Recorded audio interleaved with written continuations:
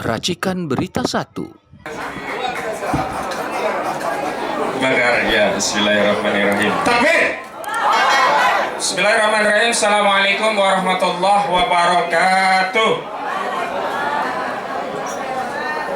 4 kerugian yang dialami rakyat dari proyek Pantai Indah Kapuk 2. Yang pertama, kerugian finansial. Kenapa saya sebut ada kerugian finansial? Karena tanah yang dimiliki rakyat yang kalau ditransaksikan secara alami itu harusnya tidak murah, tidak 50.000 perak. Tetapi karena proyek oligarki properti ini meminjam kewenangan negara dengan status PSN, maka proses pembebasan lahannya tidak tunduk pada transaksi jual beli biasa, tetapi tunduk pada pengadaan lahan untuk kepentingan umum yang bisa menggusur secara paksa dan mengganti rugi semaunya, dan ini tentu saja merugikan secara keuangan bagi rakyat yang terdampak. Takbir. Pasaran 300-500 kok diganti 50.000, 30.000. Rugi apa rugi? Baik, kerugian yang kedua, kerugian sosial. Gara-gara proyek oligarki properti Pantai Indah Kapuk ini, rakyat diadu domba, dipecah belah. Modusnya mereka yang punya kepentingan tidak bertarung langsung, tapi menggunakan elemen masyarakat lainnya. Bung Said Didu dilaporkan polisi, itu bukan oleh oligarki pengembangnya, pakai elemen masyarakat, diadu domba kita.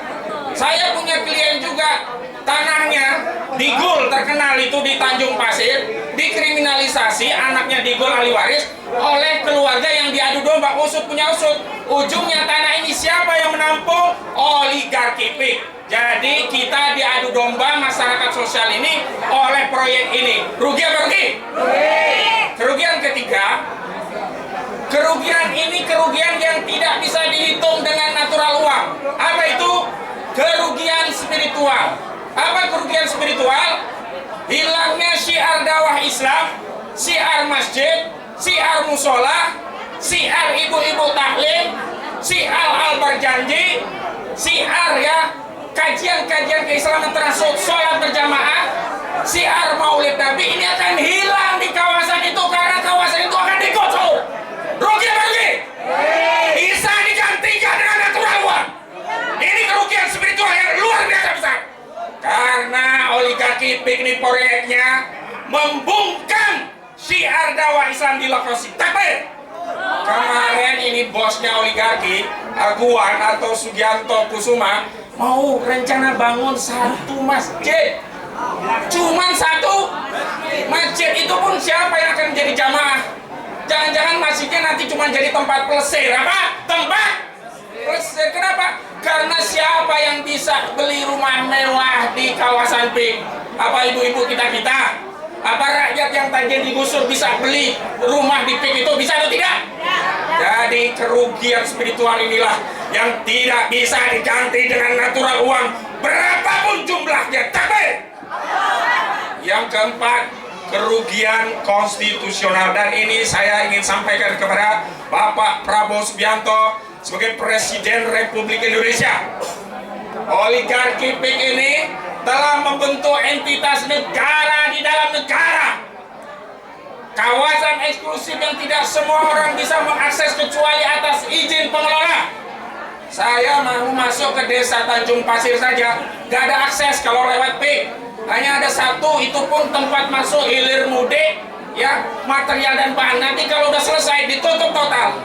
Artinya rakyat kalau mau ke arah Jakarta itu harus menyimpang. Ada yang Kokosambi, ada yang jalan Prancis, macam-macam kesulitan sejak ada oligarki.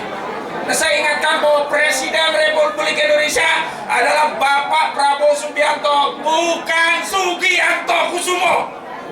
Jadi tadi saya ingin menyambung, jika ada tuntutan, siapa harus dituntut, harus diproses hukum dalam kasus ini? Tentu saja entitas oligarki properti, yakni PANI, perumahan Pantai Indah Kapuk 2, yang saat ini dikelola oleh 2 oligarki, dan dua-duanya harus bertanggung jawab karena mereka mendapatkan keuntungan dari bisnis properti yang lahannya meminjam kewenangan negara untuk lapak bisnis mereka. Siapa? Yang pertama tentu saja Sugianto Kusuma alias Aguan. Yang kedua siapa? Antoni Salim. Jadi Sugianto Kusumo, Aguan, dan Antoni Salim harus diproses hukum, bertanggung jawab karena telah merampas kedaulatan rakyat dalam proyek Pantai Indah Kapuk. Tapi dan mohon Bapak Prabowo, sebenarnya kasus Aguan ini udah ada yang pro justisia, ya, institusi Polri, Barreskrim udah tahu.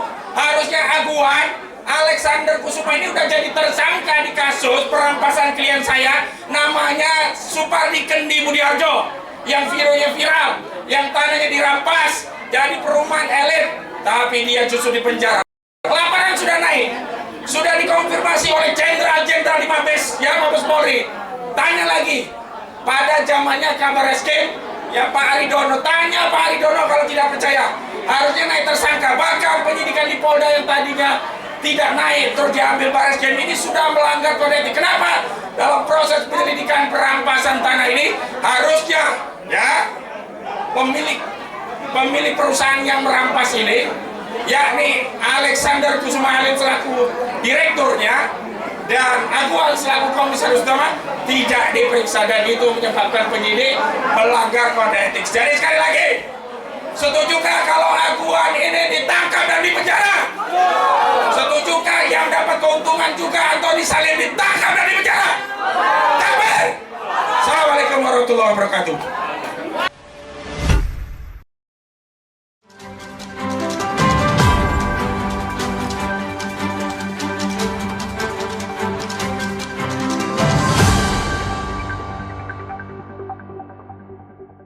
Racikan Berita 1.